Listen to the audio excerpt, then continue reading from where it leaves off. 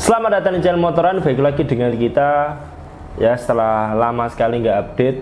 Kira-kira dari bulan apa ya, akhir tahun kita planning. Sebenarnya awal tahun kita mau konten terus, tapi ternyata ada halangan ini itu.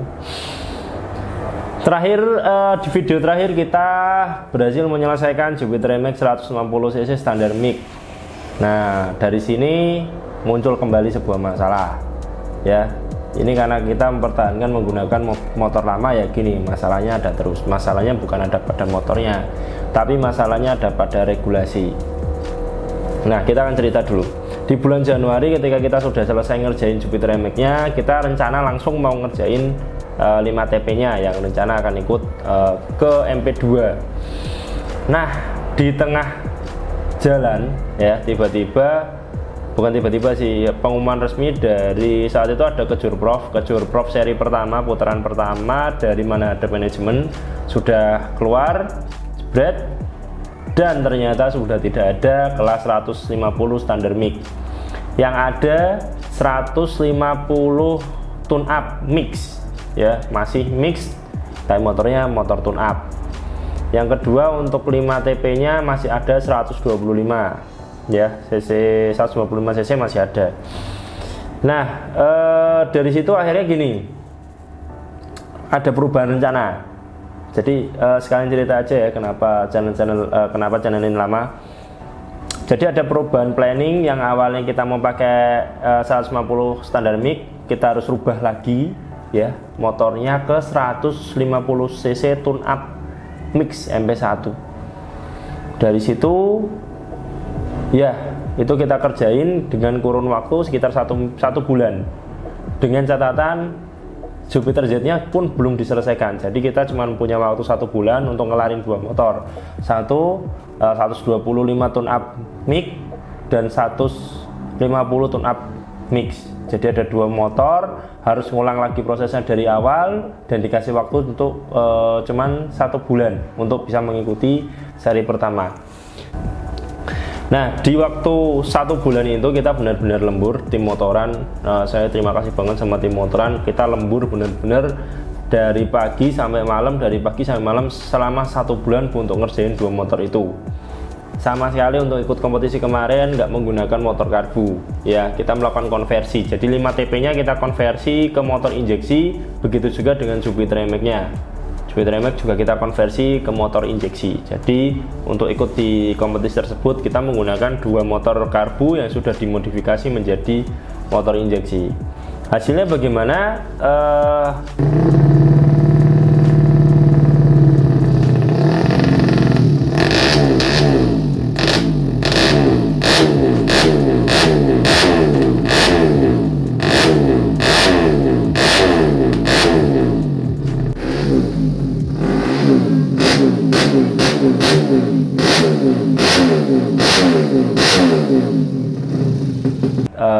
Sampai waktunya habis, ternyata kita nggak punya waktu untuk tuning. Motor sudah nyala keduanya, cuman belum disetting sama sekali, dan besok kita harus berangkat race. Awal Februari kita berangkat race dengan berbekal motor yang belum selesai disetting. Di pedok kita full nyeting motor, rencananya mau harapannya motor ini bisa kompetitif. Tapi itu adalah kesalahan besar yang kami ambil. Motornya tidak kompetitif sama sekali. Yang Jupiter Z nya trouble. Jadi ketika race ada masalah. Yang Jupiter Z ada problem di kelistrikan ya. Jadi setiap sampai ke waiting zone kita mau free practice, sedang nunggu di waiting zone. Ketika waiting zone dibuka untuk masuk ke track, tiba-tiba motor mati. Terus kemudian di kualifikasi kita masih aman, tapi di race ketika di waiting zone lagi, motor tiba-tiba mati lagi. Dan anehnya motor ini ketika kita bawa ke pedok ya nyala lagi. Nah, setelah kita dipusingkan di sana itu ya, motor dibawa pulang. Ketika kita sudah mulai selesai race, kita bawa pulang, kita cek, ternyata ada masalah di sambungan kabel. Jadi ya sudahlah, begitulah ya yang namanya race. Motor 5 TP nya udah daftar tapi nggak bisa ikut balapan, jadi ya kita anggap gagal. Kemudian yang 150 cc tune up-nya, motornya nyala, settingannya nggak ketemu ya. Jadi motor itu settingannya benar-benar sampai hari H, sampai race nggak ketemu. Terus kemudian ketika race yang terjadi adalah ada problem di kopling. Jadi kopling bermasalah sehingga kita menyebabkan kita gagal finish. Yaitu pengalaman race putaran pertama kami tidak begitu menyenangkan. Bulan Februari selesai begitu aja dengan berbagai penyesalannya. Yang menarik adalah di akhir Februari mesin dyno test yang kita pesan akhirnya datang. Sebenarnya kita udah bangunannya dari Desember sampai Januari, kita siapin dyno roomnya. Nah ketika kabar dyno test mau datang, mau nggak mau kita yang mau nyiapin dyno room yang cukup proper untuk dyno test biar nyaman ya. Jadi ada beberapa fasilitas yang kita kejar di sini.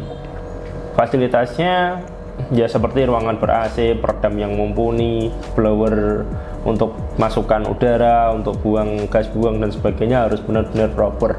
Dan dari situ ketika dynonya mau dikirim, kita kasih tahu ke ke distributornya atau ke produsennya, tunggu dulu nih, jangan dikirim dulu karena kita mau nyelesain dyno roomnya. Kita cuman punya waktu 1 minggu. 1 minggu kita ngelarin dyno room, jadi dikejar siang malam akhirnya dyno room kelar, dyno test pun datang. Setelah selesai setting, akhirnya running seperti biasa, dalam artian kita mempelajari nih untuk dyno seperti apa, running seperti apa. Nah untuk prepare itu menghabiskan waktu kita di bulan Maret April.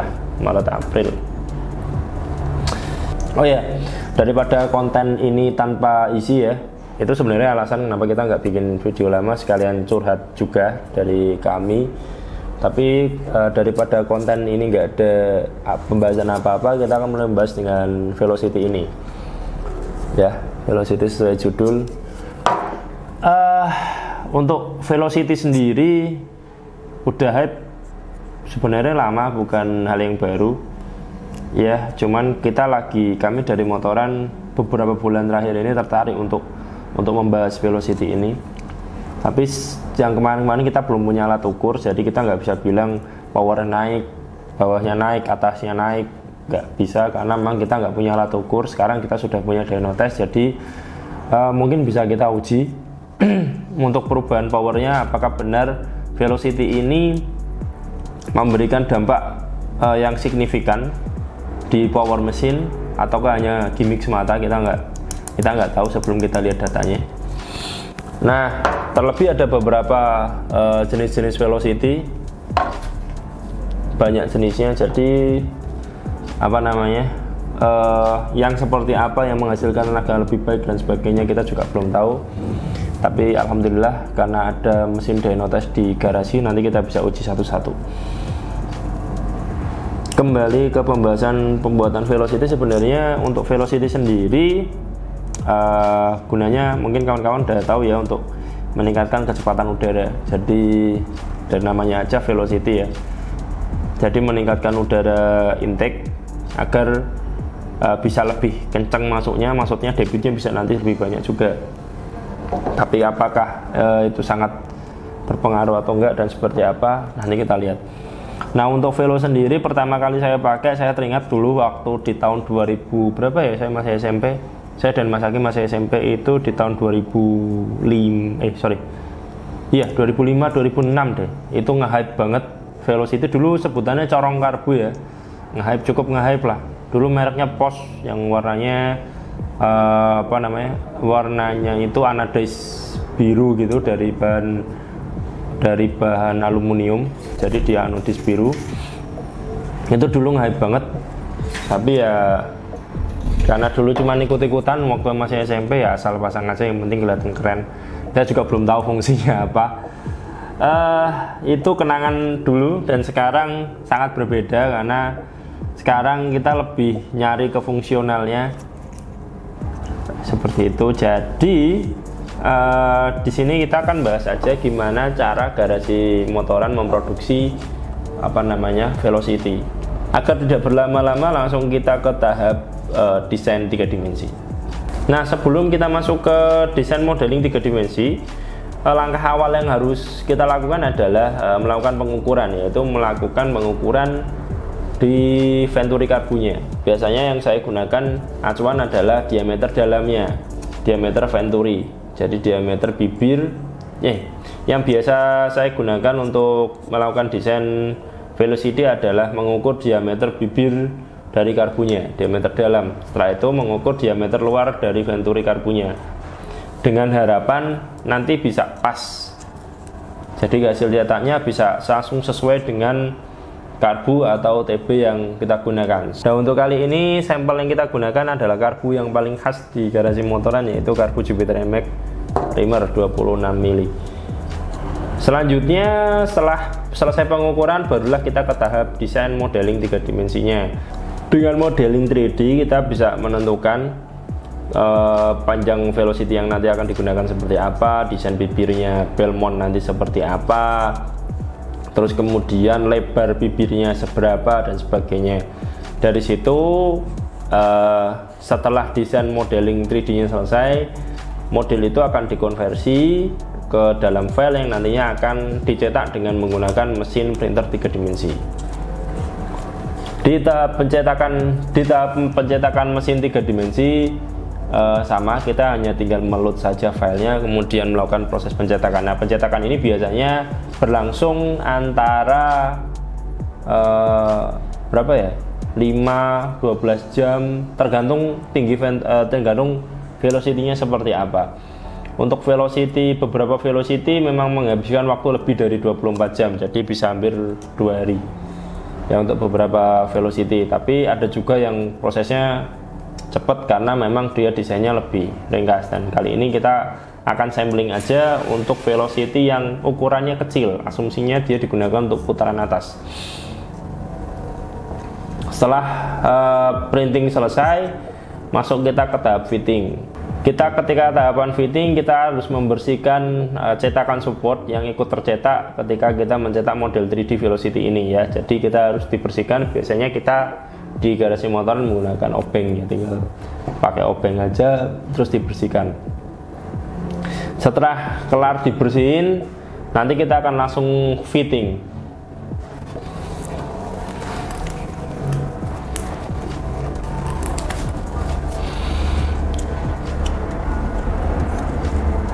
Nah, sudah selesai dibersihkan, kita akan langsung pasang ke karbunya saja, karena memang sudah diukur diameter luar dan dalamnya ya.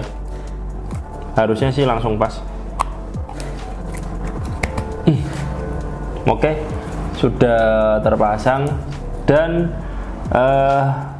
lumayan rapi ya, dalam artian benar-benar pas venturi bibirnya, nggak kegedean, nggak kekecilan. Jadi flow-nya bisa lancar, cuman ini beberapa bagian masih ada yang nggak rata dan perlu diperhalus lagi karena kita tadi nggak sempet haluskan. Nanti di proses selanjutnya kita akan haluskan aja. Nah, kira-kira seperti ini proses desainnya. Nah, untuk beberapa desain lain seperti yang model lonjong seperti ini atau yang bibirnya lebar seperti ini, itu nanti disesuaikan tentang datanya, nanti perubahan power di motornya seperti apa, nanti kita baca aja di mesin dyno. Nah, ini kan hanya konten untuk melengkapi, daripada video ini tidak ada konten apa-apanya. Oke, itu untuk produksi velocity di garasi motoran, prosesnya kira-kira seperti itu.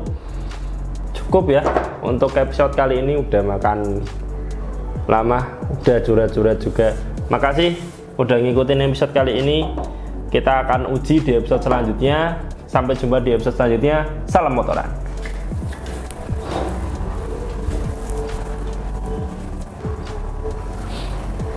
Oke, sekalian rekrutmen aja. Di sini boleh nggak Pak rekrutmen? Apa? Udah, samain aja. Oke, buat kawan-kawan yang mau join ke garasi motoran, terutama untuk bagian videografi, memang kita sedang membutuhkan untuk pengambilan gambar dan ya editing kecil-kecilan. Kita sedang membutuhkan tenaga tambahan. Karena apa? Karena kesibukan di garasi semakin meningkat. Dan saya dan Mas Hakim punya kendala di situ. Siapa tahu kawan-kawan yang punya minat di videografi otomotif, terlebih mencintai otomotif, bisa gabung ke garasi kami. Oh ya, kalau bisa yang dekat-dekat Jepara aja ya, biar komunikasinya gampang. Kalau mau main ke garasi apa ngambil gambar gampang gitu. Siapa tahu ada lah ya. Wes, ngono tok ya. Cukup ya. Oke. Kita tutup. Sampai jumpa di episode selanjutnya. Ya.